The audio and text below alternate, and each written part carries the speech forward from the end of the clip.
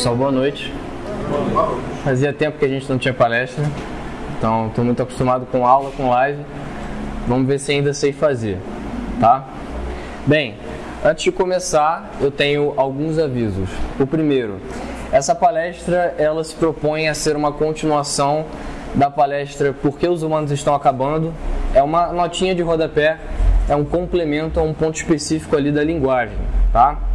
O segundo aviso, para o pessoal da internet que está fazendo a formação básica online, eu recomendo que venha ver essa palestra somente após a aula 4 do curso de prosa. E para quem não está fazendo a formação, evidentemente não haverá problema, e acho que essa palestra inclusive vai servir como um bom convite para fazer. Se vocês tiverem interesse, basta clicar no link que está aí na descrição, que eu vou pedir para o nosso querido Sávio colocar, e aí vocês se inscrevam, por favor. E o terceiro e último aviso para a gente poder começar é o seguinte: eu não pretendo estabelecer conceitos aqui do que seja auto-engano, etc. Talvez eu chegue mais próximo disso ao falar da dissonância cognitiva. O meu intuito não é ser preciso do ponto de vista técnico. O meu intuito é ser mais didático e pedagógico para que a coisa seja entendida. Tá? Então, como eu não vou falar de conceito, de alguma coisa eu vou ter que falar. Então, do que eu vou falar? Eu vou falar de como essas coisas se manifestam na realidade, de como o fenômeno se dá. Tá? Então, a gente vai começar pelo auto-engano. Para a gente poder entender o auto-engano, eu preciso trabalhar com um texto aqui, com o qual alguns de vocês já têm alguma intimidade, ok? Que é um trecho do conto O Enfermeiro de Machado de Assis, tá bom? Do que se trata o conto O Enfermeiro de Machado de Assis? É um sujeito, ele escreve em primeira pessoa, que narra a experiência de quando ele foi contratado para ser enfermeiro de um sujeito altamente rabugento, e altamente rabugento ainda é um eufemismo para o nível de brutalidade do coronel, acho que é um coronel, é major, não sei. E aí o que acontece? O coronel xinga o Procópio, que é o nosso personagem, xinga, maltrata demais, e o Procópio acaba matando o coronel. Então nós vamos ver a cena em que o Procópio mata o coronel, e depois uma outra cena que vai ilustrar pra gente o que é esse processo de auto-engano. Então vamos lá. O que estava acontecendo? Ele botou o coronel para dormir, certo? E tinha que acordá-lo em determinado horário para que ele tomasse o remédio.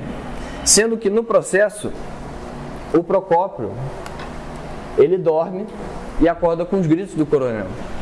E aí desencadeia-se o momento em que o coronel vai efetivamente ser morto. Então vamos ler aqui. Ou fosse de cansaço ou do livro, antes de chegar ao fim da segunda página, adormeci também. Acordei aos gritos do coronel e levantei-me estremunhado. Ele, que parecia delirar, continuou nos mesmos gritos e acabou por lançar a mão da moringa e arremessá-la contra mim. Não tive tempo de desviar-me. A moringa bateu-me na face esquerda e tal foi a dor que não vi mais nada. Atirei-me ao doente, pus das mãos ao pescoço, lutamos e esganei-o. Quando percebi que o doente expirava, recuei aterrado e dei um grito, mas ninguém me ouviu. Voltei à cama, agitei-o para chamá-lo à vida. Era tarde. Arrebentaram o aneurisma e o coronel morreu. Passei a sala contígua e durante 2 horas não ousei voltar ao quarto. Não posso mesmo dizer tudo o que passei durante esse tempo.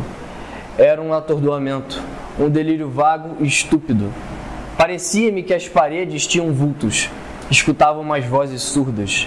Os gritos da vítima antes da luta e durante a luta continuavam a repercutir dentro de mim, e o ar, para onde quer que me voltasse, aparecia recortado de convulsões.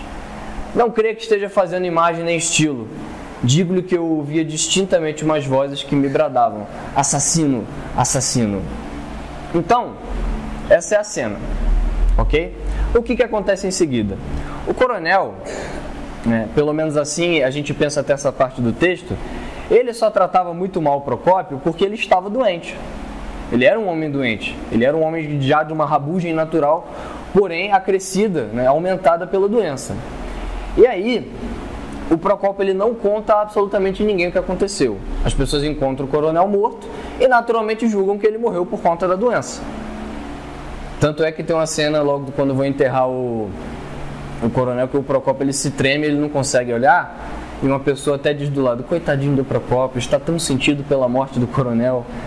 Mas não, ele realmente estava com um cagaço porque ele cometeu um crime e não disse a ninguém.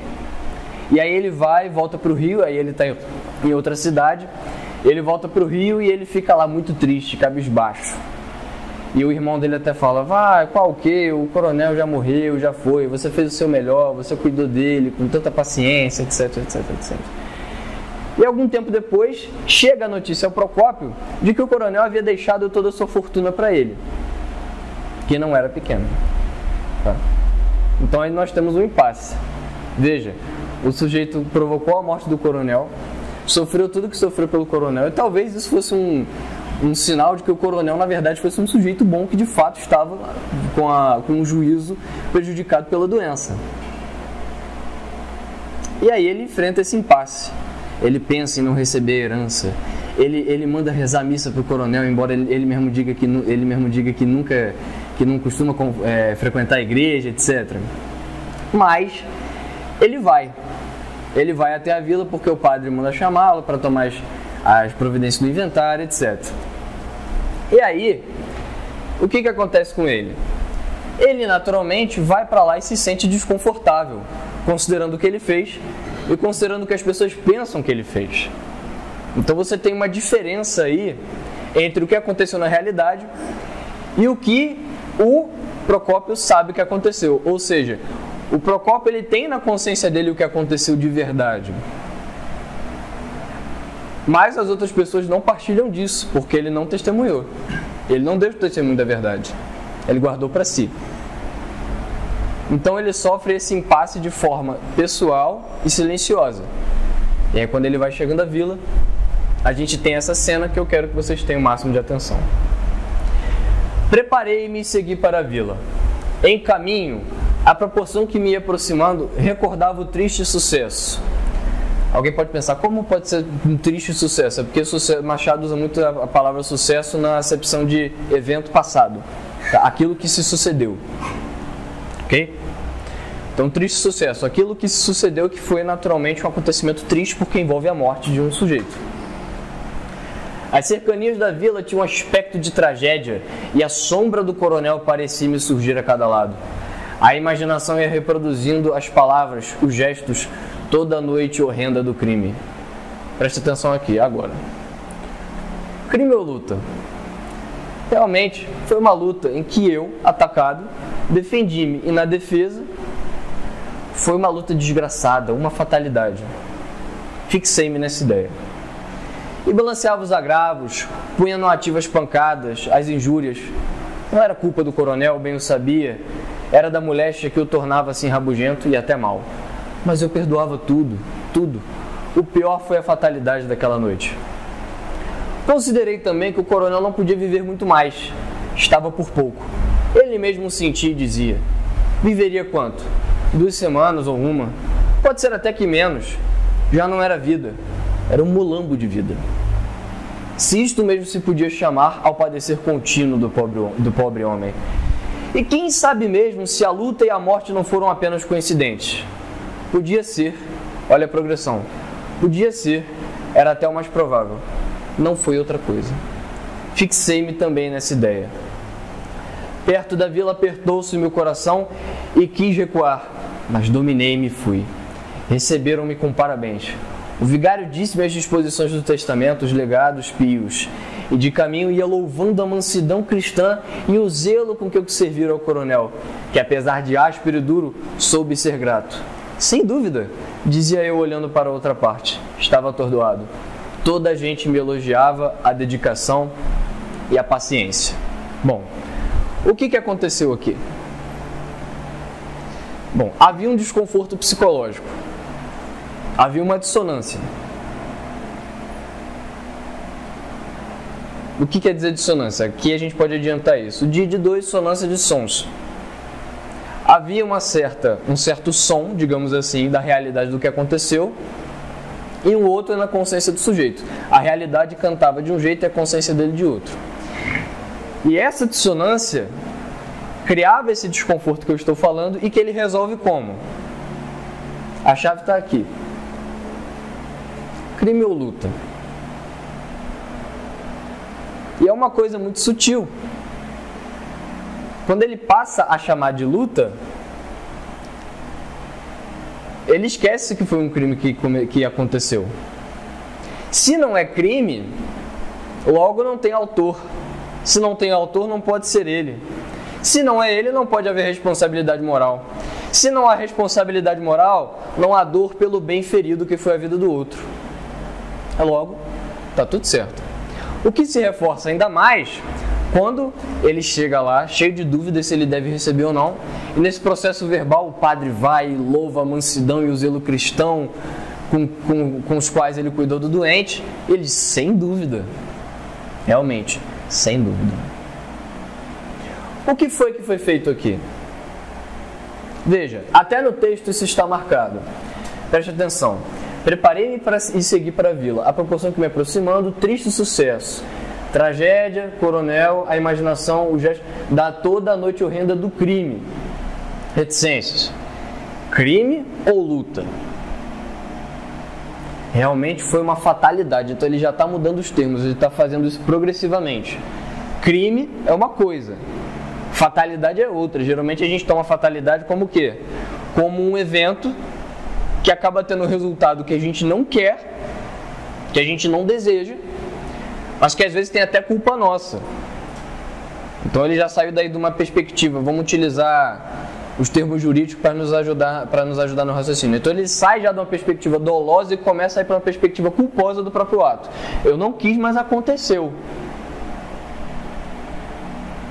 E ele continua. Foi uma fatalidade.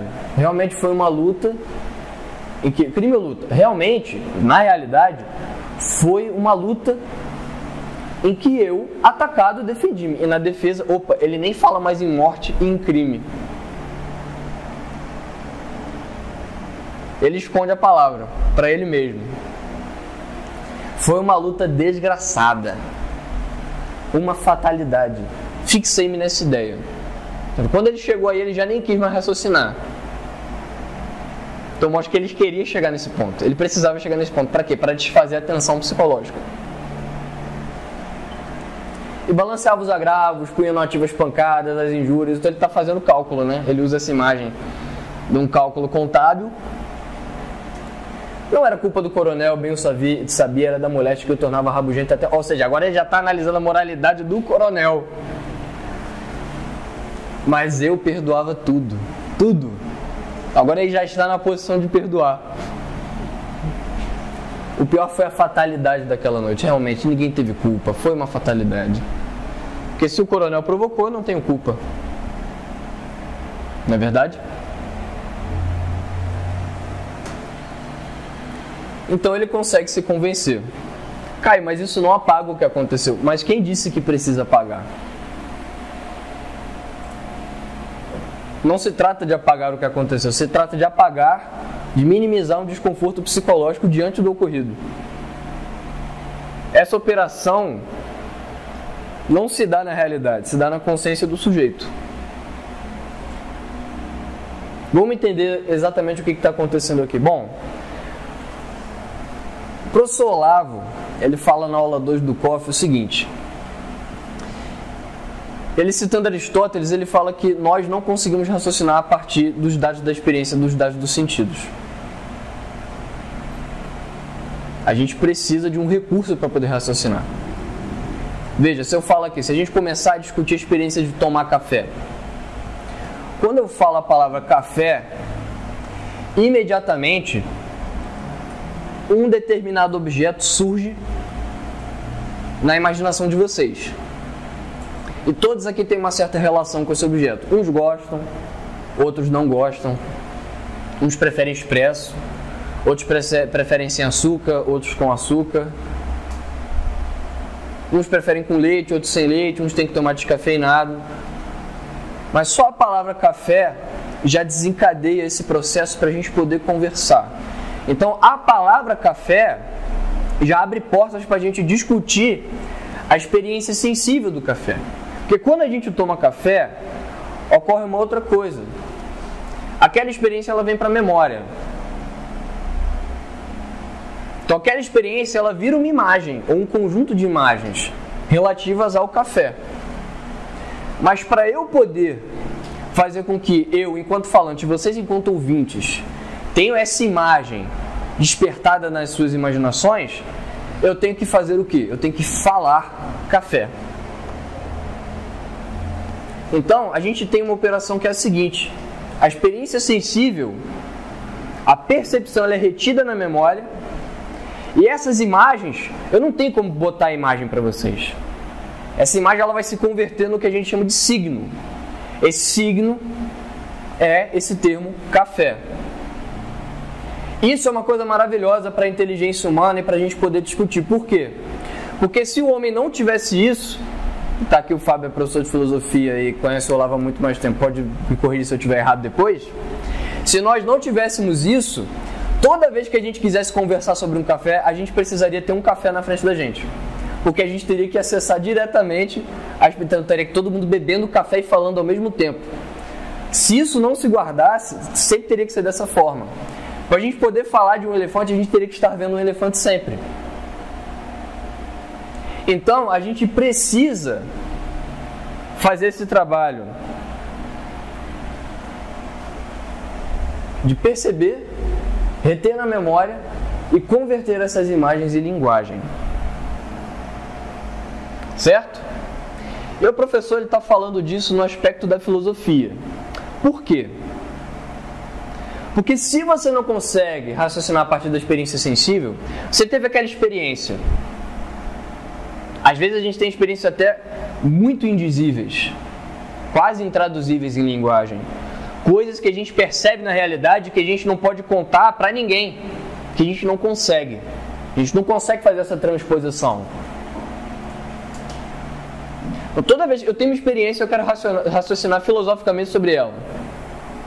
Eu tenho que colocá-la para mim mesmo, para eu meditar sobre ela. Eu tenho que recobrá-la constantemente. Eu faço isso pela memória e pela linguagem. Só que tem um problema. A gente tem um problema de ordem objetiva. Quer dizer, a linguagem nunca vai refletir perfeitamente a experiência. Nunca. Se fosse assim, no momento em que eu falasse elefante, apareceria um elefante. E o único verbo capaz de criar no momento em que ele se atualiza, no sentido de se tornar atual, de se efetivar, é o verbo divino. Porque Deus pensa na luz, a luz aparece. Quando eu penso na luz, a luz não aparece. Então já tem um primeiro grau de deficiência que se dá em função da natureza humana. E tem um segundo grau de deficiência que se dá em função da natureza decaída humana, após o pecado. Isso aí a gente vai trabalhar já já. Mas deixa eu contar uma história para vocês antes. Tem um fato, assim, engraçado, que aconteceu na minha família uma vez. Uma pessoa da minha família estava passando por um problema e precisava de auxílio jurídico. Né? Fulana, chamemos-la de fulana, ok? Fulana então falou com o seu marido o seguinte: olha, fala com a minha irmã para ela falar com a ciclana, que é advogada, para ver se ela pode me dar um auxílio para o que eu estou precisando, tal. E o marido dela, não, imediatamente eu vou falar com a sua irmã. Então foi falar com a irmã de fulana. Tipo, olha, a fulana, sua irmã, está querendo que você fale com a ciclana para ajudar no problema jurídico que ela está passando. E aí a irmã da fulana olhou para sua esposa e disse: olha, eu posso até falar, mas talvez não seja muito bom porque a ciclana não gosta da fulana. Olha, mas como assim a ciclana não gosta da fulana? Se não gostasse, a fulana ia pedir para falar com ela. E aí ela disse: é porque uma vez, quando a gente era adolescente, a ciclana foi lá para casa, foi beber, brincar, eu tava lá com as minhas amigas e a fulana expulsou todo mundo de lá, com raiva, porque não queria ninguém lá. E eu acho que desde esse dia então a ciclana não gosta dela.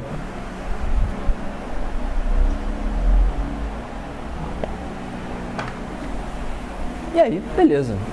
O marido da fulana foi e falou para a fulana: olha, eu não falei com a ciclana porque, segundo a sua irmã, ela não gosta de você. Olha, mas ela não gosta de mim por quê? Porque uma vez elas foram beber na casa da sua mãe, etc e tal, vocês eram adolescentes, e ela disse que você expulsou todo mundo de lá e que provavelmente ficaram com raiva de você e tal. Aí a fulana começou a rir e disse, de fato, isso aconteceu, eu tinha 4 anos.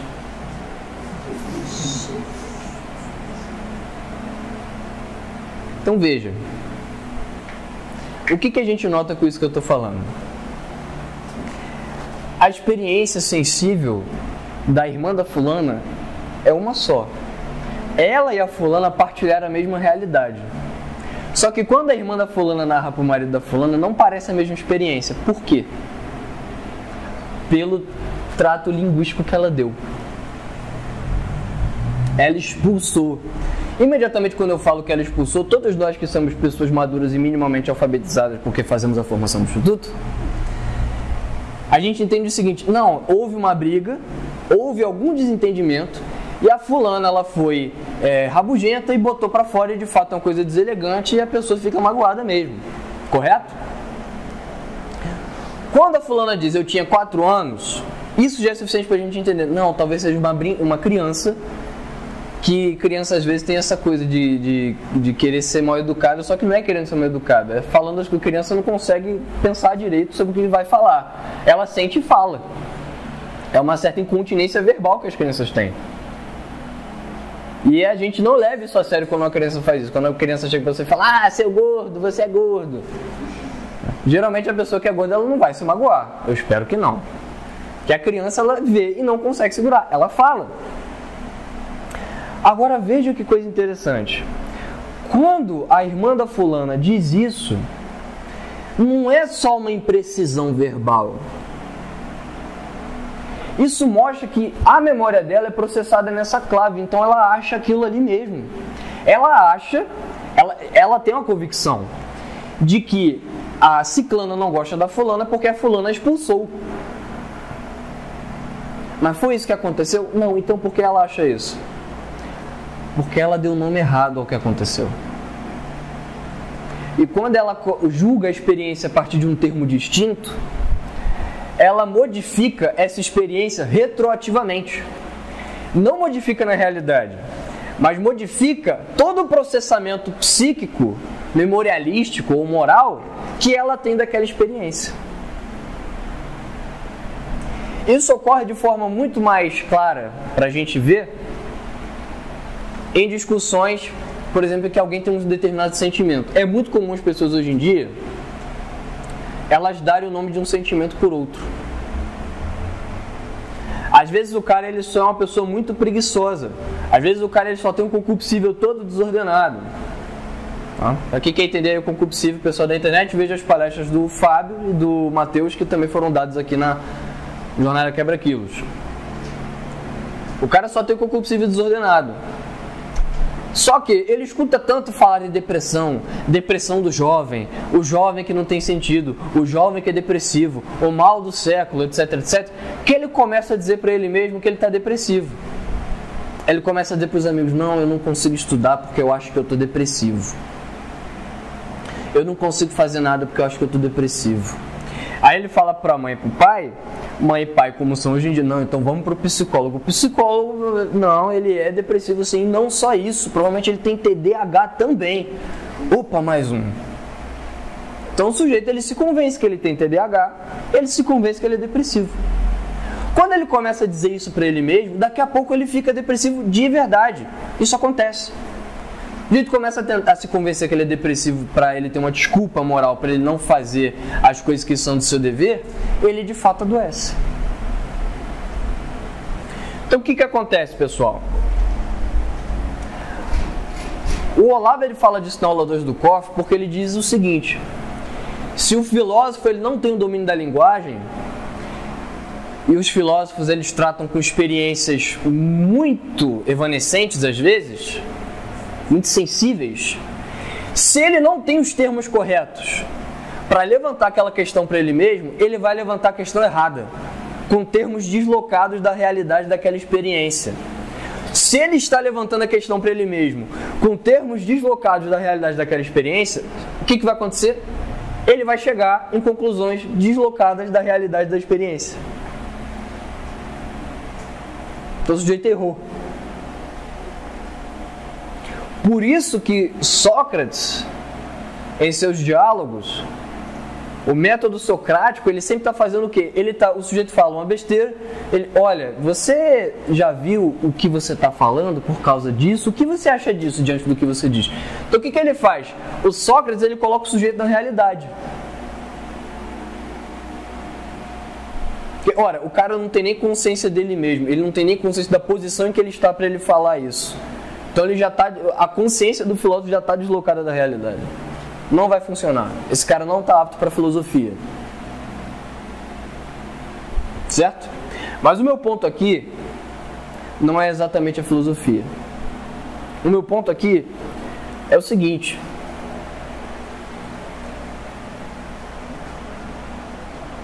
Quando ele diz para ele mesmo, crime ou luta, ele se convence que foi uma luta, toda a reação moral dele, todo o processamento da consciência dele do que aconteceu vai ser de que foi uma luta. Então ele se engana. Ele conta uma mentirinha para ele mesmo. A quem é que conta? Ele mesmo. Então por isso que é um auto-engano. Estou entendendo? Tudo isso por causa de linguagem. Então a gente vai focar na linguagem. Como eu disse, eu não quero ser preciso do ponto de vista técnico, então vou excluir aqui o significante. Vamos trabalhar só com signo, significado e referente. Tá? O que acontece? O que são essas três coisas? Quando eu falei café, esse é o signo. Aquilo que você escuta ou aquilo que você lê, esse é o signo, é um sinal. Tá? Esse sinal ele aponta para alguma coisa. Ele aponta para um significado. Esse significado, ele vai refletir mais ou menos a imagem daquele objeto que o signo evoca. E o que é o referente? É a que isso se refere. Por exemplo, se eu falo manga,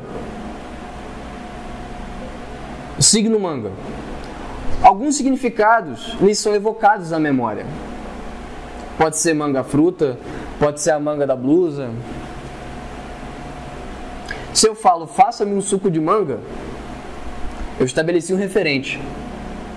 O referente, ele delimita o significado. É óbvio que se eu falo, faça-me um suco de manga, o sujeito ele não vai pegar uma blusa, cortar a manga e bater no liquidificador com leite. É óbvio que ele não vai fazer isso. Pelo menos eu espero que não. E se eu falo, passa a manga da minha blusa, sem problema, o sujeito não vai pegar uma manga e vai esfregar na sua blusa. Ele vai pegar o ferro de passar. Por quê? Porque você estabeleceu a que se refere o signo que você está utilizando. A linguagem ela tem que fazer isso. Os termos que eu coloco, eles têm que ter significados adequados à experiência sensível, porque ela vai ser o referente. Estou entendendo? Quando eu coloco termos deslocados da experiência, eu não mexi na experiência, eu mexi só na minha consciência. Eu desloquei-me a mim mesmo em relação à realidade, então eu estou fora da realidade. Quando a irmã da fulana disse esse negócio, que a ciclana não gosta dela porque expulsou, ela está provando uma coisa. O que ela diz não reflete a realidade, só reflete o quê? O estado de alienação dela em relação ao que aconteceu. Ela não compreende o que aconteceu. Isso se dá por várias razões. No caso dessa pessoa, é uma pessoa que já tem uma natureza de assim, tudo que acontece de ruim é terrível. E que não tem nenhum preparo moral, nenhuma bússola moral minimamente ajustada para a vida. Então tudo dela ou é muito alto ou é muito baixo. Então ela processa isso dessa forma. Vocês podem ver como pessoas depressivas, já que falamos em depressão, pessoas depressivas tendem a tornar a experiência muito mais desagradável do que o que ela realmente é. Estou entendendo? O que aconteceu? Quando o personagem diz crime ou luta, por que eu botei também a cena do crime? Porque aquele é o nosso referente. Certo?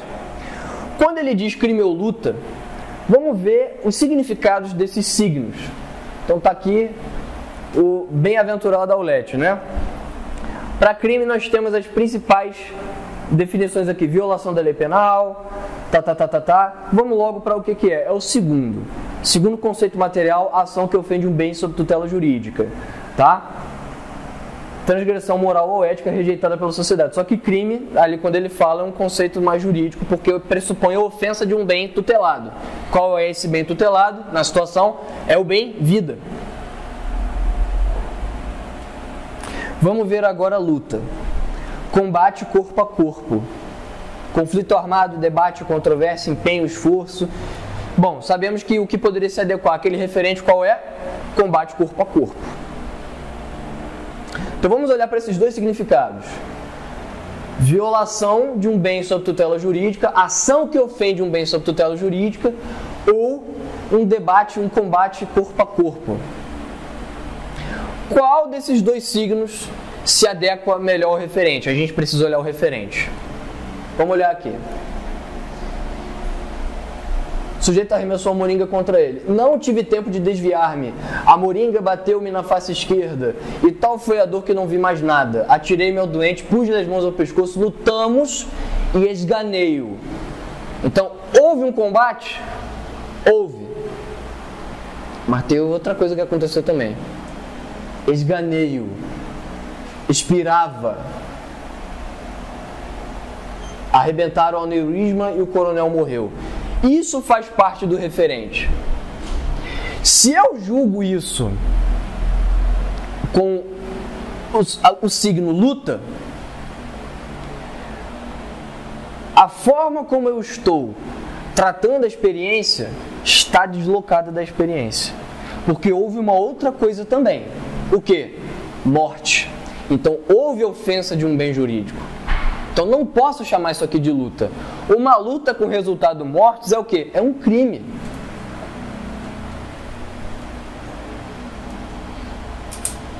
Então, quem quiser se aprofundar nisso, eu recomendo o vídeo O Poder da Mentira do professor Olavo de Carvalho. Por isso que o professor Olavo diz naquele vídeo o seguinte: toda mentira, nessa dinâmica aqui da linguagem,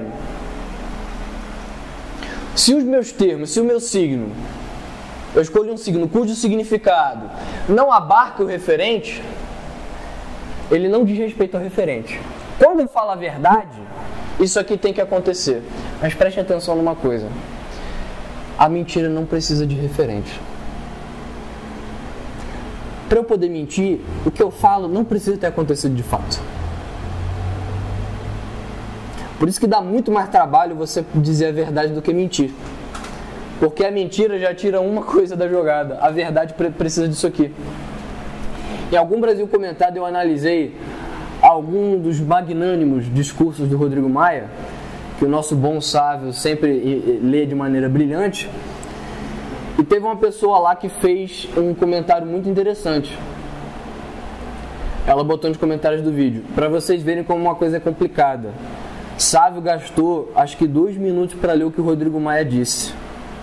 Para o Caio poder provar que era tudo falso, foram quase 10. Porque para você provar que o sujeito está mentindo, você tem que pegar tudo que ele falou e trazer o referente e mostrar como está contrastante. Então, quando você se engana, você se tira da realidade por causa disso, porque você quer esquecer o referente.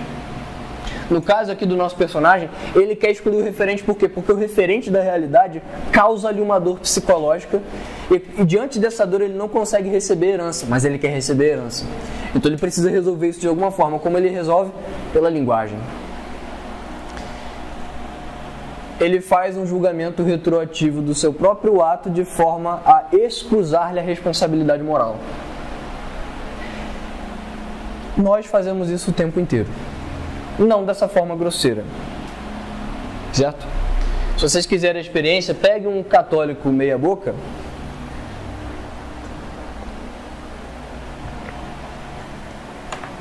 e tente convencê-lo de que ele não pode comer carne na sexta-feira.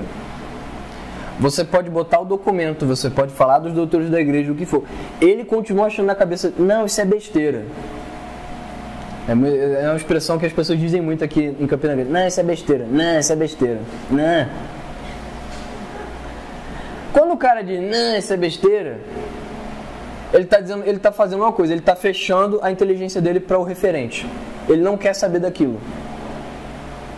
Porque a partir do momento que ele conhece aquele referente, e ele experimenta aquela verdade enseja ali uma responsabilidade moral diante do que ele conhece. Então, para ele não ter aquela responsabilidade moral, é melhor não conhecer. Como um conhecido meu que viveu um processo de conversão assim junto comigo, e aí chegou numa fase de realmente largar os vícios grosseiros, etc. E ele simplesmente parou de aparecer e tal, não quis mais conversar, e uma vez ele confessou por quê. Porque eu comecei a entender muitas coisas ouvindo as conversas de vocês e vi que aquilo me fazia muito mal. Eu prefiro nem saber. Aí já não é nem auto-engano. Aí já é uma outra coisa cujo nome me falta agora. Mas é uma ignorância que não é excusável. É plenamente culpável. Na verdade, isso não é nem ignorância. Isso é negar verdadeiramente a verdade conhecida. Não é nem maquiá-la. Eu não quero saber. É negá-la mesmo. Certo? Então, veja que diante do que eu expliquei, isso aqui tem uma linha de volta, tem uma mão de volta. A sua linguagem, tá? Esses conceitos não são precisos do ponto de vista técnico, como eu falei, é só para ilustrar, tá? A sua linguagem, ela pode muito bem mexer na sua memória, causando uma revisão das suas imagens. E essa revisão das suas imagens corrompe a sua experiência no mundo. Cai, mas aí já é um pouco demais, não é não? Bom, vamos ver. Isso se dá por causa disso aqui. O pecado de Adão. Quando a serpente diz: por que não comeis do fruto do conhecimento do bem e do mal? E Eva diz: não, mas o pai disse que se nós comêssemos, morreríamos. Qual que morrereis? Sereis como deuses. Quando a serpente diz isso, sereis como deuses, preste atenção. Quando Deus criou, fez a criação, Ele dispôs tudo numa ordem. E essa ordem ela é muito clara para nós. Vocês entendem o que é uma pedra, não entendem? Então vocês devem entender que a pedra tem uma dinâmica diferente das plantas e que uma pedra nunca vai ser uma planta. Alguém discorda de mim? Muito bem. Vocês devem entender que existe também uma diferença entre a planta e o boi e os demais bichos. Alguém acha que uma planta vai virar um boi ou algum bicho? Eu acho que não. E vocês também devem entender, que aí já tem uma diferença um pouco maior, que há uma diferença entre o boi e o homem. Que o homem agora ele não é só material, ele tem uma parte espiritual, ele tem uma alma. Depois você tem os anjos, que são puro espírito, e você tem o próprio Deus. E veja, Deus não está aqui como se ele estivesse no topo, não. Pedra, planta, bicho, homem, anjo, Deus. Porque Deus abarca tudo, tudo está em Deus. Deus sustenta essa ordem da criação. Certo? Quando a serpente diz: vós sereis como deuses, ela está dizendo o que para Adão e Eva? O ser mente. A estrutura da realidade, como Deus criou, é falsa. Porque vocês podem ser como deuses. É só comer do fruto. Nós talvez viéssemos a cair nessa conversa. Por quê? Porque a nossa inteligência é deficiente. Como eu falei, após o pecado, a gente não consegue guardar bem as experiências. A gente as deforma. O concupiscível, o irascível, toda a nossa desordem faz com que nós julguemos as nossas experiências de forma muito deslocada da realidade delas. Tanto é que os filósofos diziam que para você chegar à sabedoria, você primeiro tinha que resolver concupiscível, irascível, depois praticar a prudência, praticar a justiça, entender a justiça universal, chegar na virtude da ciência, e aí pela prudência e muita prática você perdeu o medo da morte e talvez você chegasse à sabedoria. Para não ter erro nesse processo. Adão, ele tinha o dom de ciência infusa. É como se Adão não tivesse perda da qualidade do arquivo, da experiência, no processo de retenção e conversão. É como se tudo que Adão percebesse já correspondesse perfeitamente à linguagem dele. Tanto é que Deus dá a ele o quê? O dever de dar nome às coisas. Porque aquele nome seria perfeito.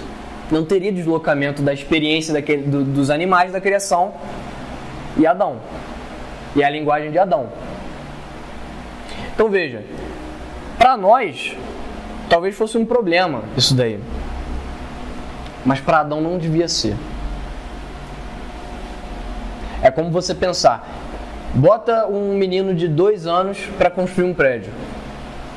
Me parece muito natural que o prédio, assim, se ele ficar em pé, rapidamente ele irá abaixo. E se o prédio for abaixo, bom, a nós parecerá completamente natural que ele caia, considerando quem foi o seu engenheiro. Agora coloquemos um engenheiro de altíssima ponta, riquíssimo, com anos de experiência no mercado de engenheiro civil. Se esse prédio cair, todos nós pensaremos, bom, acho que esse engenheiro não tinha o direito de errar. É a mesma coisa nós diante do pecado e Adão diante do pecado. Adão não podia errar. Essa era a prova dele, de que ele realmente aceitava a vassalagem no reino de Deus. Só que Adão não quis ser vassalo. Ele quis ser o senhor feudal. Então ele quis conhecer o bem e o mal. A árvore do conhecimento do bem e do mal tem esse nome porque o que é o mal? É o pecado. E o que é o sumo bem? É o próprio Deus. Deus simplesmente deu uma ordem a Adão para que ele não conhecesse nem o absurdo e nem tentasse conhecer o impossível. Porque Deus não cabe na mente humana e o pecado não deveria caber. Mas ele escolheu. No momento em que ele aceita comer do fruto, veja, ele aceita que o ser mente, que o ser é falso, que a estrutura da realidade não é a minha consciência que compreende, integra e reabsorve a realidade. Sou eu, pela minha consciência, que modifico a realidade. E veja a ironia. Deus cria pelo verbo, pela palavra. E isso acontece conosco, essa tentativa de deificação de nós mesmos e de modificação da realidade ocorre pelo quê? Pela palavra também. O diabo é mau, mas ele é irônico.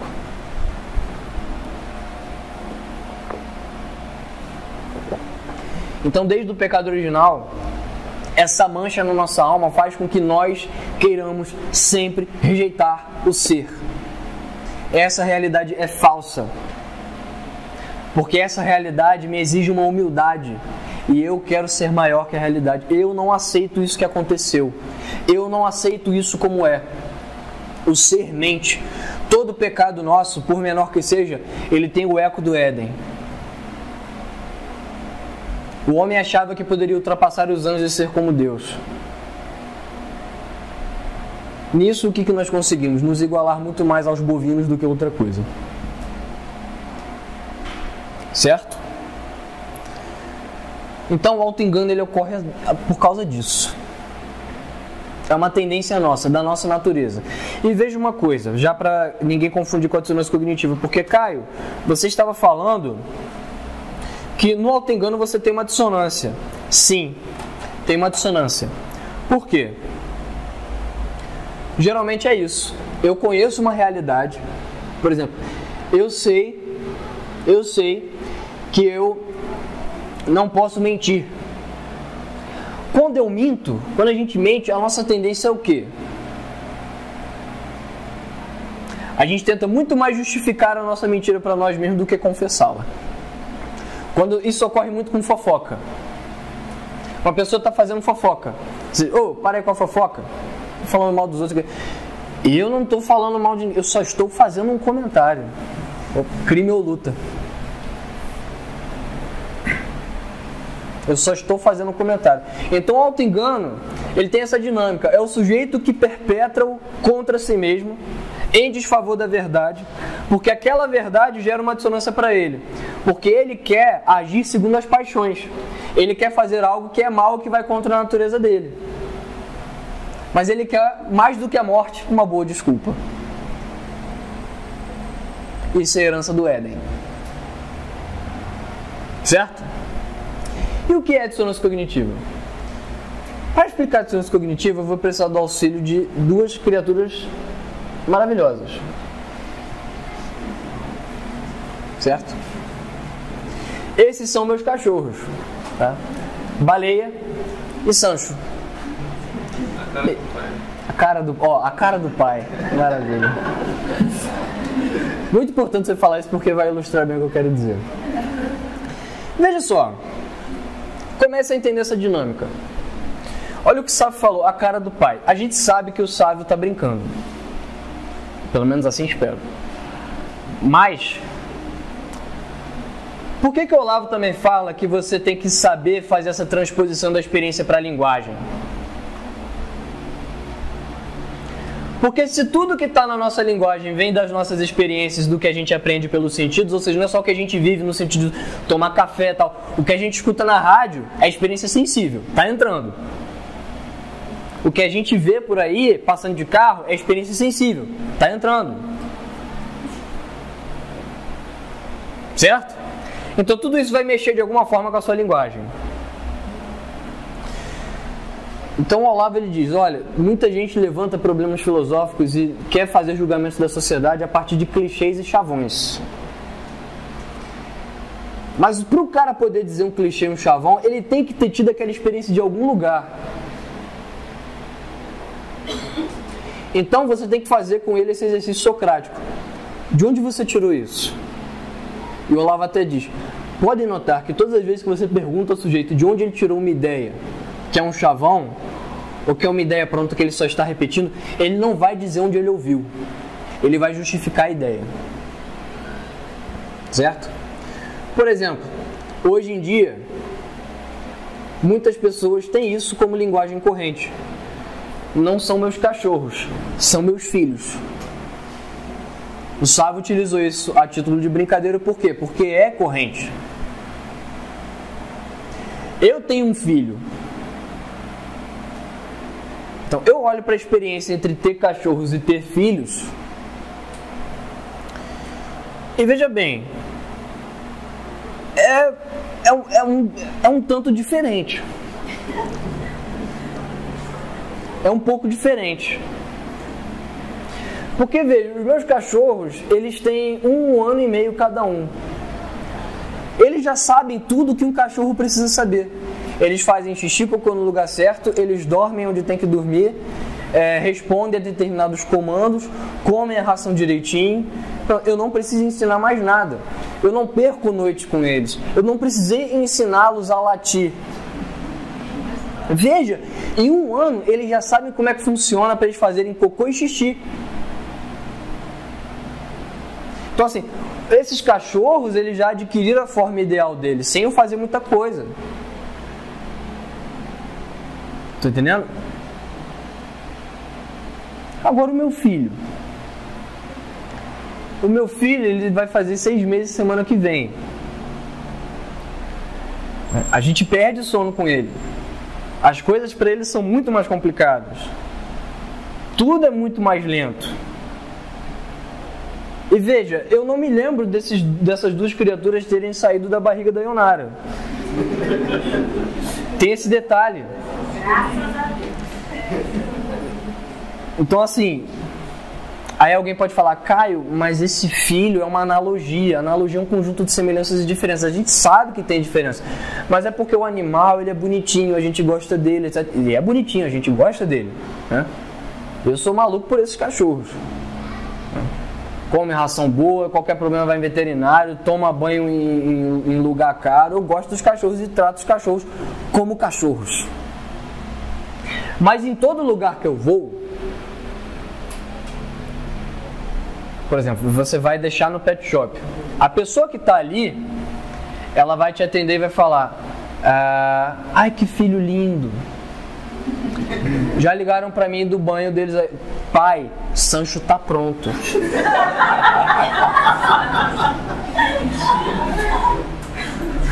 E a pessoa fica um pouco constrangida.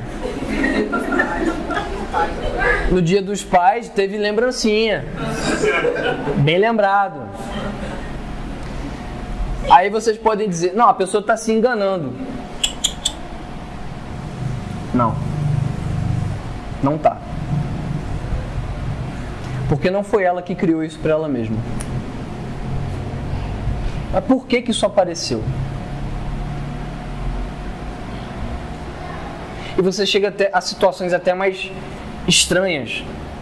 Que, por exemplo, esses cachorros eles só têm um problema, os meus. Eles têm coprofagia. Você sabe o que é coprofagia?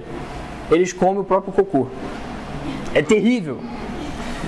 Se vocês tivessem um filho que começasse a comer o próprio cocô, isso seria de uma dimensão totalmente... O que está acontecendo? Quando eu converso com o veterinário, não, é normal da raça. Eu não posso aceitar isso como normal no meu filho. Baleia castrada. Por quê? Porque naturalmente o cachorro, muito antes do ser humano, ele já começa a viver a maturação sexual dele. E eles são irmãos. Eu não posso nem arriscar deles cruzarem.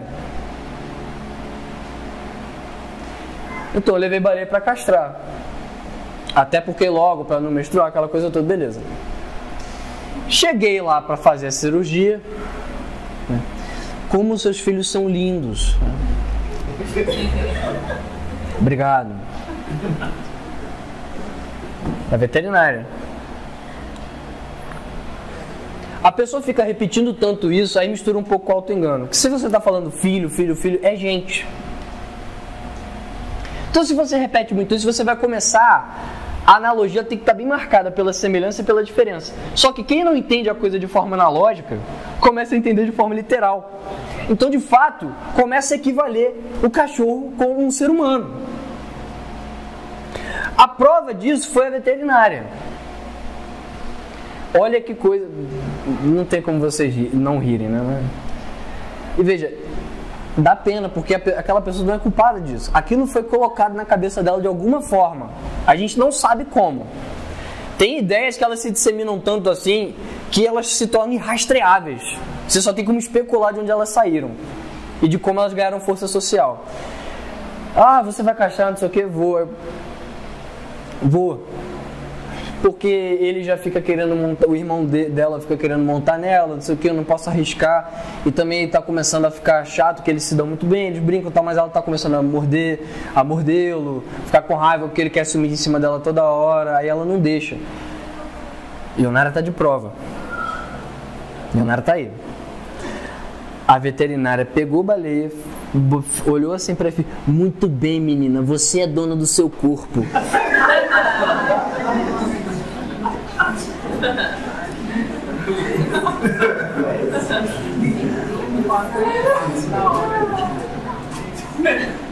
Vocês entendem já o grau de mistura disso, das coisas, das loucuras? É quando uma loucura começa a fazer assim com a outra, ela vai virando um monstrangão. Vocês estão entendendo? Isso ocorre por causa do que a gente chama de dissonância cognitiva. Já não é mais um auto-engano. É porque os dois são muito próximos. Que ambos trabalham com a mentira. Ambos trabalham com a exclusão do referente. E nesse caso do cachorro, é o quê? O ser mente.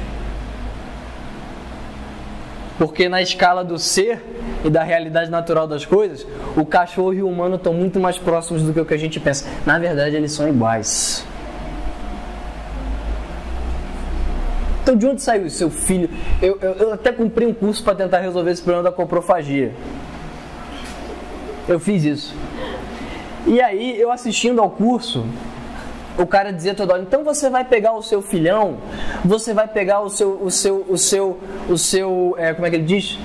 O seu dogão. Ele só falava o dogão, que já é brega pra cacete. Ou ele fala, o seu filhão de 4 patas. Cara, doía toda vez, arranhava. Então, como é que isso apareceu para todo mundo fazer isso? Porque eu sei pela experiência, o meu cachorro é meu cachorro, eles são bichos e são tratados como bichos e são muito felizes como bichos. Meu filho é meu filho, é outra coisa. Nem se compara, na verdade.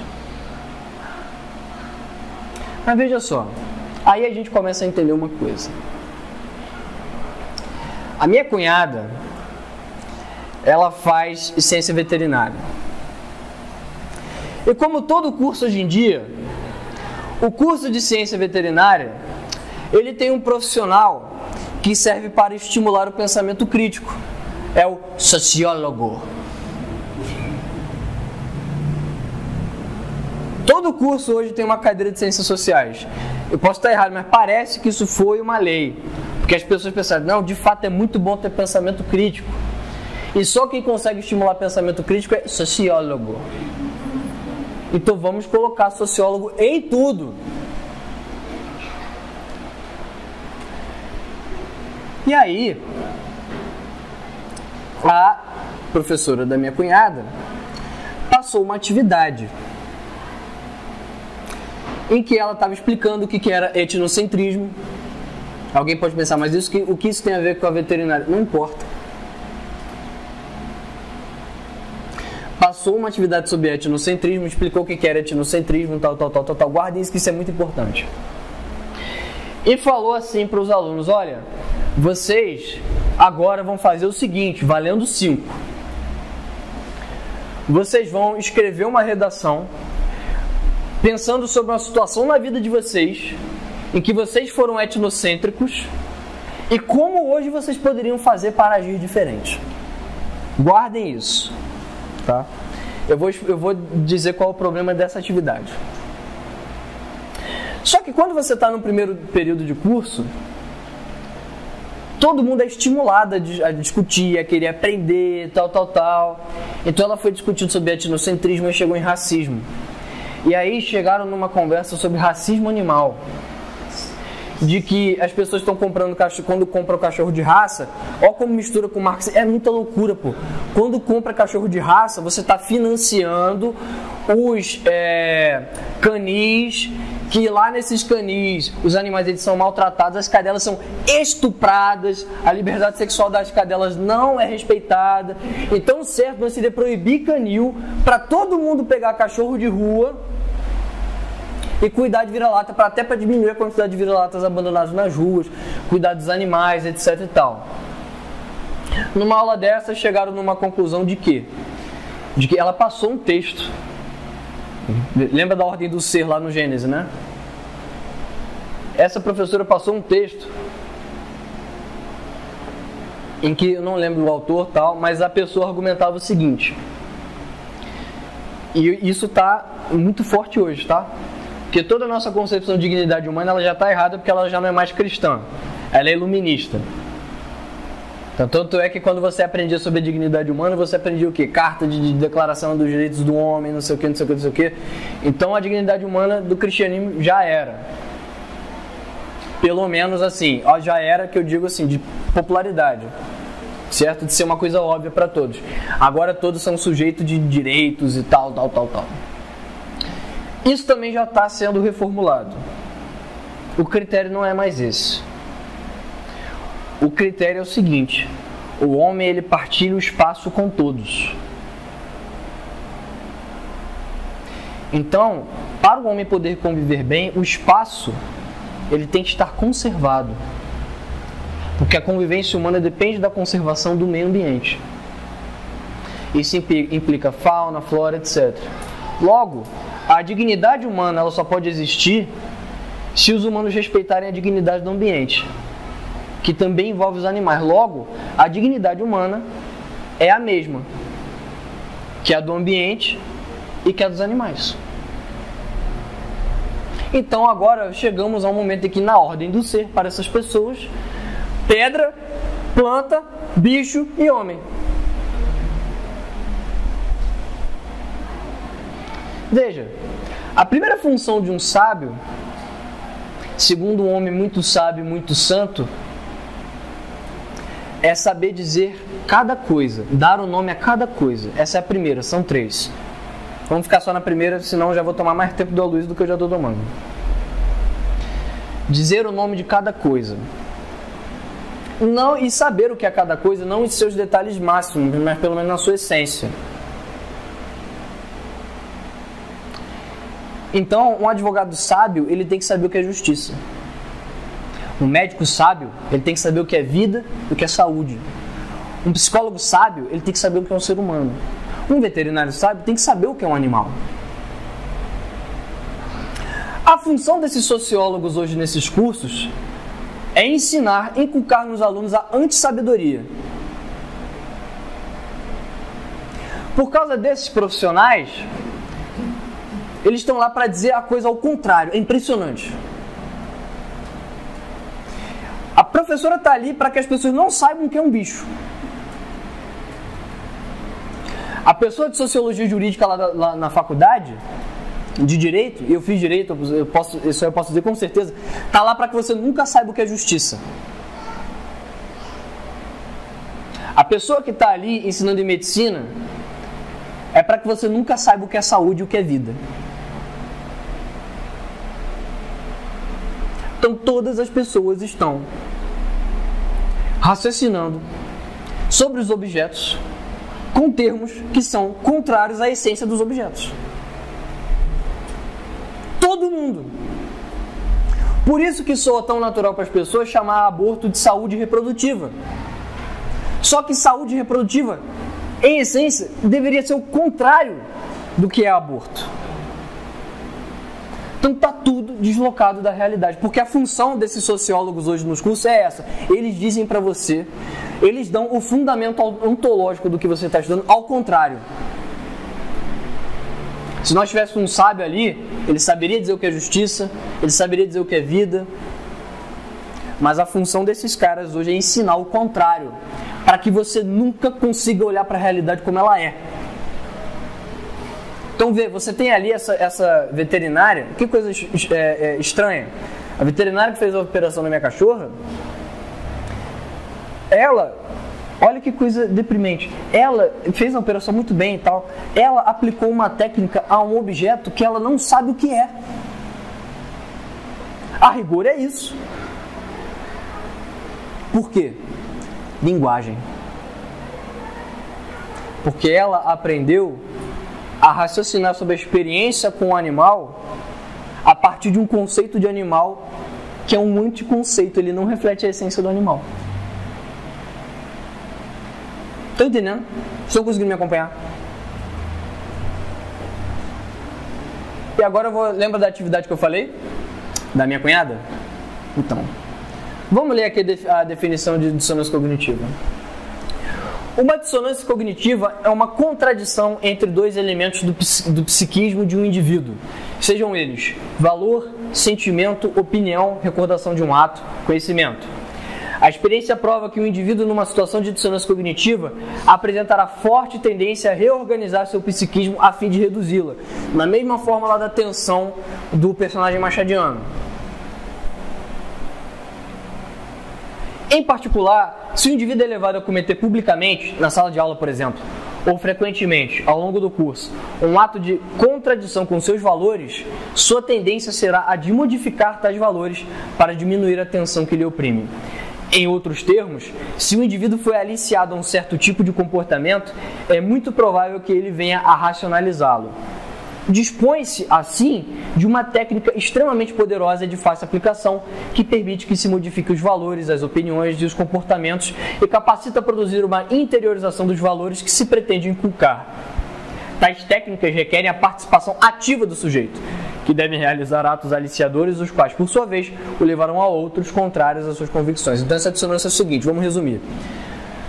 O sujeito vai ser colocado numa situação em que os valores dele estarão dissonantes da ação que ele tem que tomar naquela situação.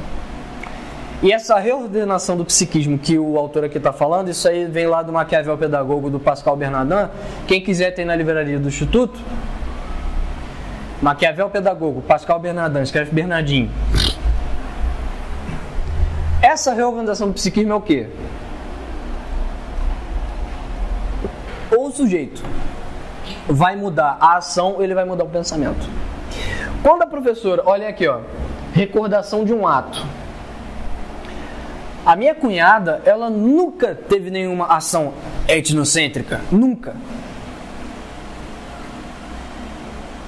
Só que quando ela diz, faça uma redação buscando na sua vida o momento que você foi etnocêntrico, e diga como você poderia resolver. Olhem isso. Isso é pedagogia ativa, que o pessoal está falando hoje. Isso é pedagogia ativa. O que ela está forçando a minha cunhada a fazer?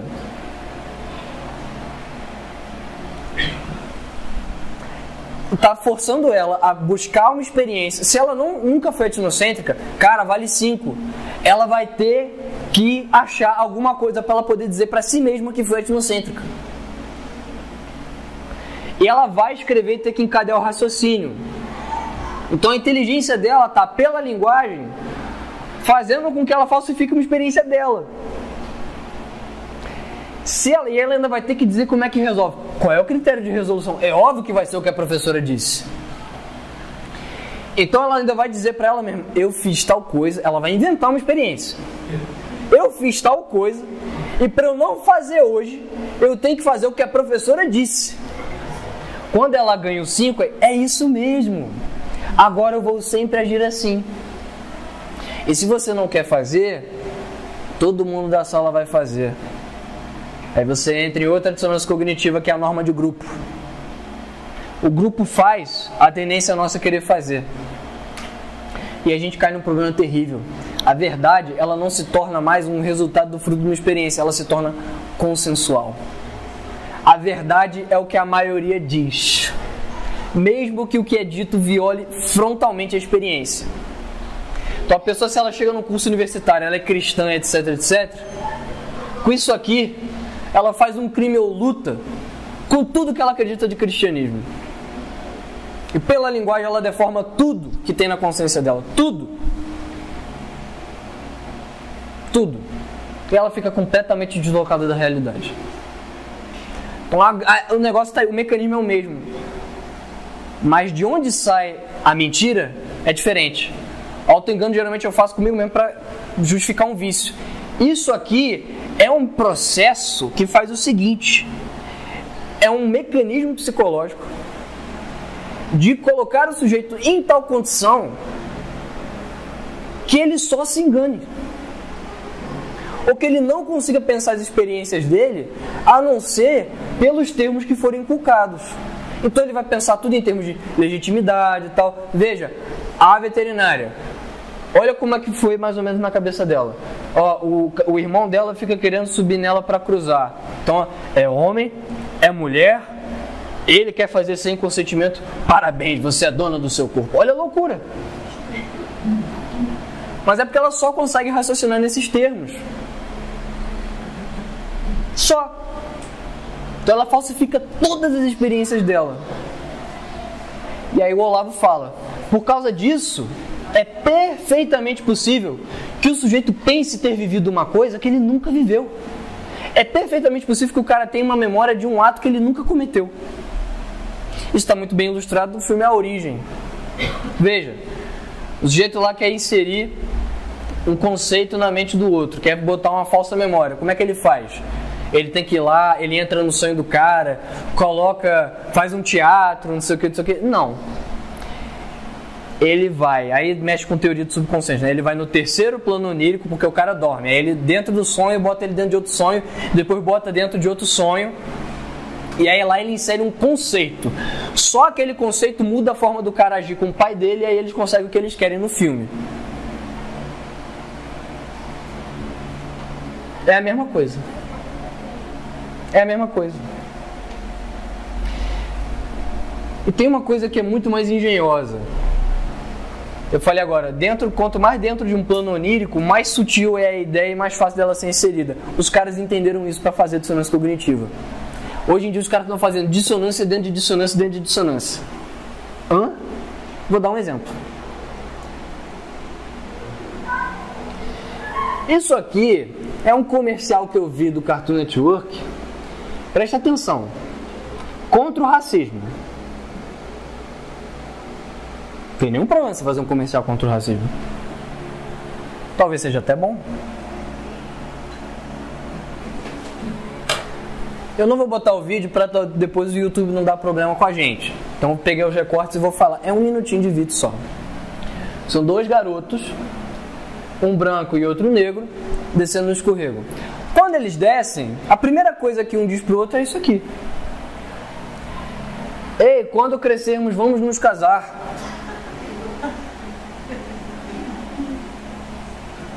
Preste atenção. Depois chega um outro menino, bate na mão dos dois, pá! E diz: Black people can't marry white people. Negros não podem casar com brancos. Isso num parquinho. E aí depois vem um ser totalmente esquisito e diz: crianças, não sejam racistas. E tipo, é uma mulher bem musculosa e com uma voz bem grossa. Então é ela que aparece para dar a lição de moral. Aí depois aparece um diretor dizendo: corta. Aí, na verdade, isso aí são atores gravando o comercial para o cartoon. Aí o personagem do desenho, que é desse desenho, que eu não sei que porcaria de desenho é esse, ele vira e diz: stuff like this doesn't actually happen in real life. Então, coisas assim não acontecem na vida real. E aí o menininho, os outros três chegam e falam: como você pode dizer isso? Acontece sim, mas é porque é difícil para nós falarmos disso, né? Mas você tem que entender que realmente dói lidar com racismo. E aí o branquinho diz: de fato nós temos que entender, temos que aprender a não sermos mais racistas e tal. Aí aparece de novo aquele ser esquisito e diz: you kids better work on this before the wedding. É melhor vocês resolverem isso antes do casamento. Aí vem, calma, mas é só brincadeira. É só o script, nós somos apenas atores, nós nos conhecemos agora. E o outro tá lá rindo, nós nos conhecemos agora. Eles dizem isso, aí vem a última cena desse comercial.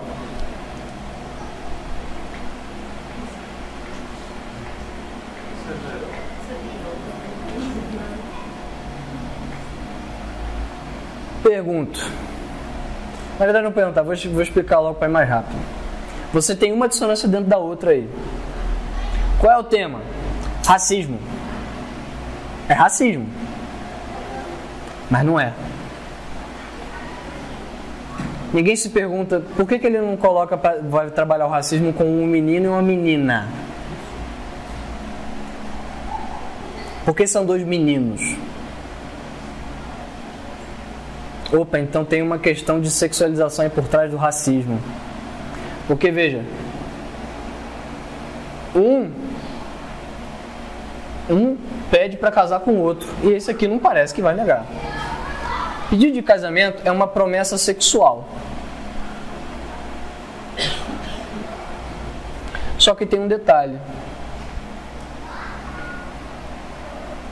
São duas crianças.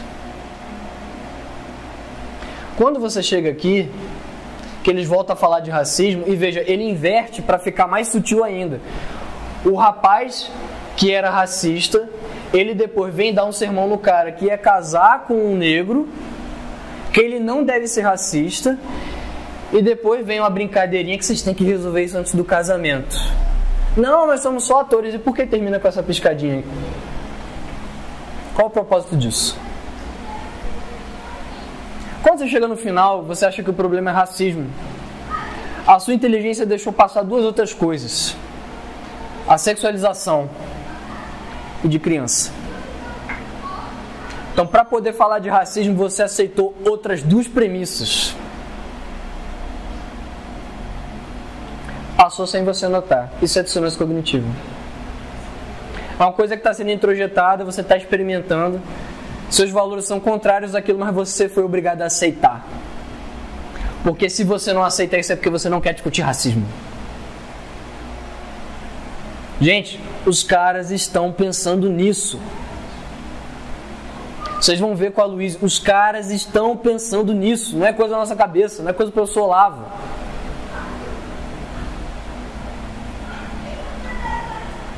Certo? Caio, mas e quando você apresenta a verdade para uma pessoa assim? Não resolve? Depende. Fábula do lobo e do cordeiro. O lobo e o cordeiro vão à mesma fonte beber água. O lobo está lá em cima, o cordeiro embaixo, seguindo o curso do rio. E aí o lobo diz que o cordeiro está turvando as águas dele. E aí o lobo diz: o cordeiro diz: mas como, lobo, se a água vem de ti para mim? E aí Fedro coloca lá, no latino, depois que o Cordeiro diz isso, sobre o lobo, repulsus ille veritatis virbus. O que é isso? Tendo ele sido então repelido pelas forças da verdade. Então assim, a verdade ela tem um impacto. Porque quando ele diz isso, ele está fazendo o que, o Cordeiro? Chamando a inteligência do lobo. Ó, experimente, olhe para isso aqui, veja sensivelmente que o que você diz não existe, é falso, não tem referente para isso. Você está mentindo. O lobo tem duas opções. Ou ele aceita e vai embora, ele diz, perdão, Cordeiro. Ou ele faz o que nós fazemos com todas as nossas ilusões e todas as nossas mentiras, geralmente. A gente dobra a aposta. A melhor maneira de você salvar uma ilusão e uma mentira é com mais ilusão e mais mentira. Aí o lobo diz, você falou mal de mim há 6 meses. Ele enfrenta a verdade. Ele experimentou a verdade, a inteligência dele conheceu aquilo ali. Mas por um ato de vontade, ele finge que não conheceu. E aí ele diz, como você não era nem nascido? Então, por Hércules, o seu pai falou mal de mim. Aí o lobo vai e mata o cordeiro, dilacera o cordeiro.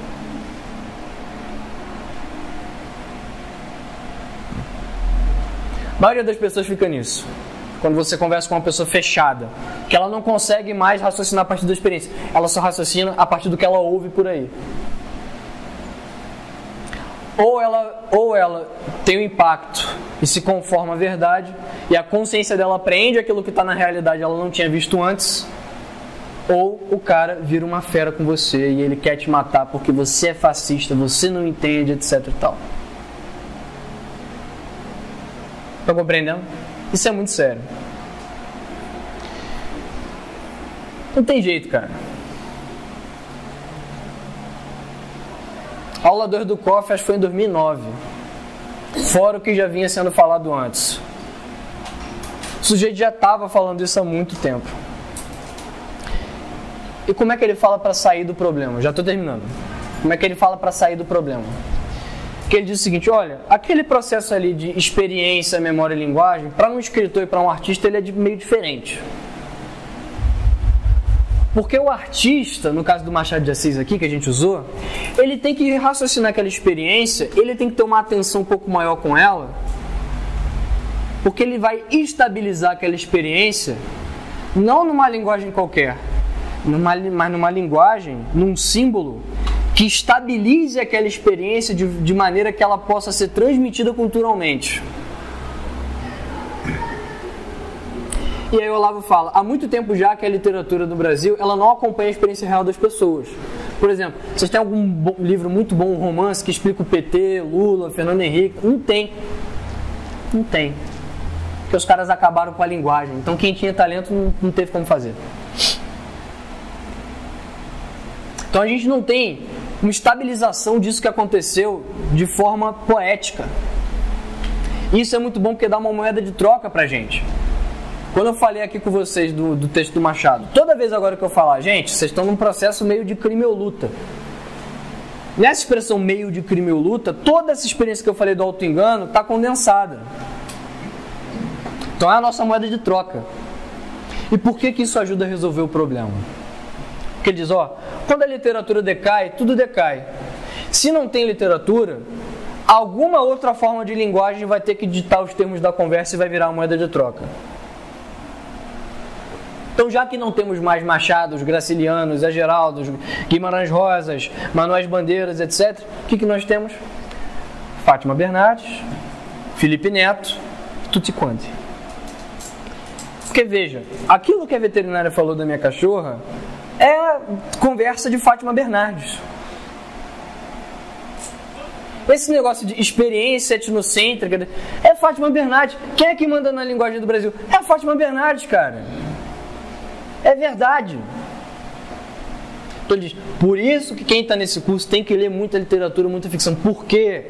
Porque você vai colocar na sua imaginação experiências humanas com testemunhos fidedignos que não sofrem essas perversões.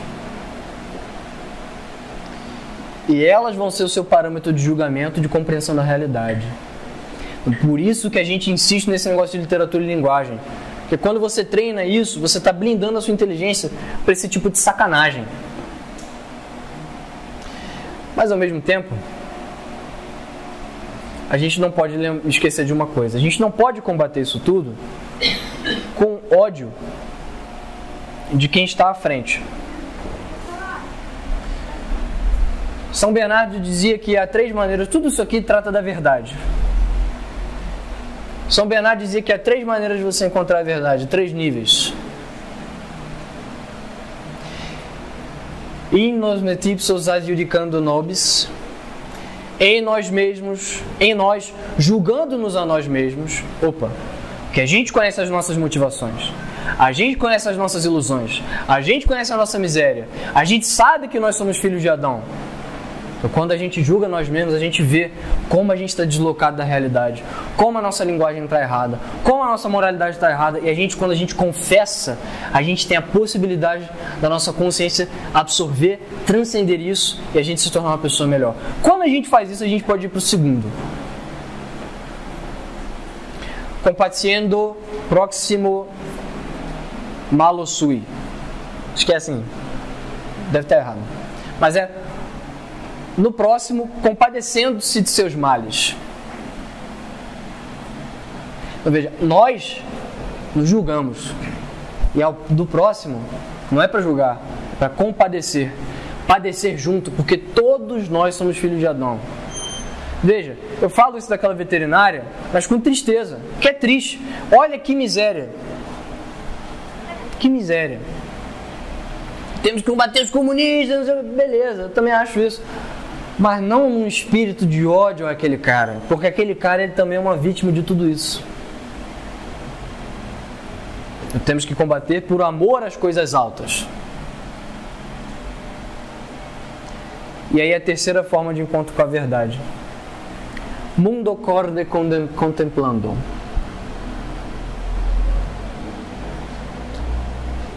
Pela contemplação com o coração puro. Porque quando você compadece do mal alheio, você aprende a não julgá-lo, aí seu coração está puro e você pode ver a verdade em si.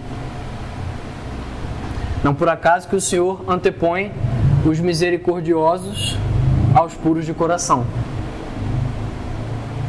Bem-aventurados os misericórdios, que terão misericórdia. Bem-aventurados os puros de coração, porque verão a Deus, que é a verdade em si mesmo. Então, não tem jeito, gente. Agora você só vai conseguir ter os termos corretos para se julgar se você se educar, restaurar a linguagem. É para isso que a gente faz esse trabalho. O problema é que a maioria das pessoas não quer fazer. Por quê? Porque estão naquele processinho de crime ou luta. Você é um personagemzinho machadiano querendo justificar para si mesmo por que você não tem que estudar, por que você não tem que ser sábio. Porque ou a gente vira sábio ou a gente vai perder. Não tem jeito. Então, sem crime ou luta, vamos olhar para a realidade e amar a realidade. Mostrar que o nosso amor à verdade é muito mais um amor pela verdade em si, de conhecê-la e querer segui-la, do que um amor de provar que o que nós amamos já é verdadeiro. Porque esse é auto-engano. Muito obrigado, gente.